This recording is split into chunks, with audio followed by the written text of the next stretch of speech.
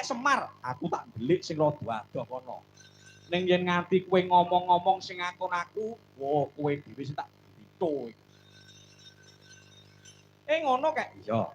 Dadi aku takon menyang dewa, Yen dewane ora ngerti, jotosi wae. Yo, mangkat aku kek.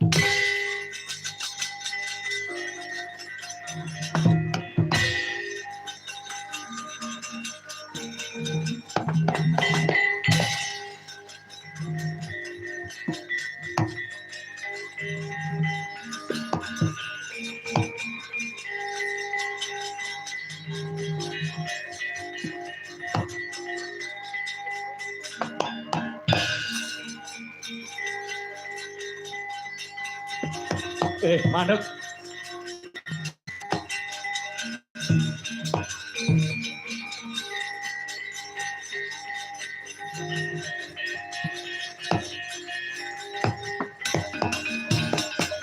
Hong ilahing, sapa iki?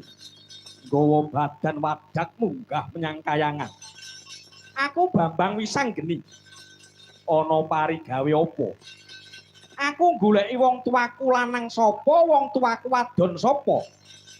Tegese bapakku sapa, mbokku sapa? Kowe dewa to? Iya, ulun Bathara Indra. Dewa mestine weruh. Dewa mestine waskita. Ayo. Bapakku sapa, ibuku sapa? Lho. Lah kowe kuwi anake sapa? Ulun ora ngerti. Dewa kok ora ngerti njaluk jotosi cangkeme iki. Waduh ya.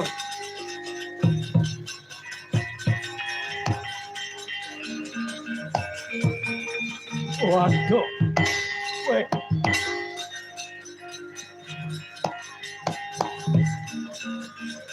Weh. Ah. Oh.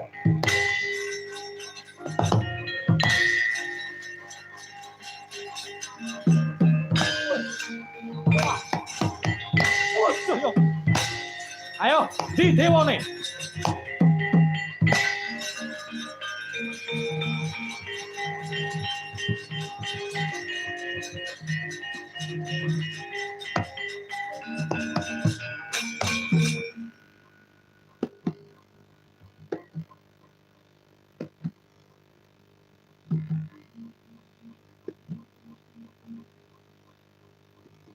Iki kok ana dewa ngantuk. Yamene kok ngantuk. Kaya ngono kok jaluk bayarane tambah. Dewa kok yaene ngantuk apa bar karaoke kok piye? Mbah, tangi Mbah. Apa? Eneng apa, Le? Sampeyan kok yamene ngantuk, bladekan, Le. Bladekan. Iya. Sampeyan sapa, Mbah? Ulun genah dewa ngantek baguse kaya ngene kae. Dewa? Iya. Kowe ngerti bapakku, mbokku apa ora, Mbah? Piye? Kowe ngerti pakku, mbokku apa ora? Lah mbok sumpah aku ora tau demeni mbokmu aku ki. Demeni piye to kok blidur. Kowe ngerti pakku, buku apa ora? Yen ora ngerti lakon tak sudet wetengmu sing kaya kuburan kirik iki ya piye? Pambemu weteng apike kaya ngene kok kuburan kirik. Kowe ngerti apa ora? Lah mbok yakin aku ora ngerti. Oh, njaluk jotosi cangkeme. Aduh. Alah opo?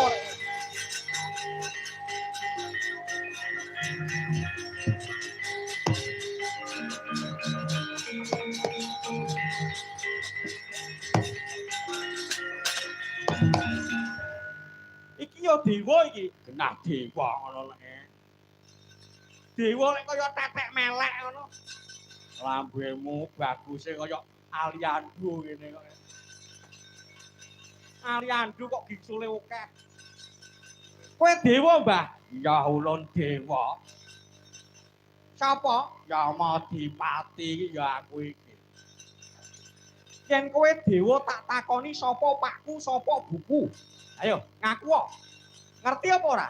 Yen kowe ora ngerti sapa mbokku, sapa pakku,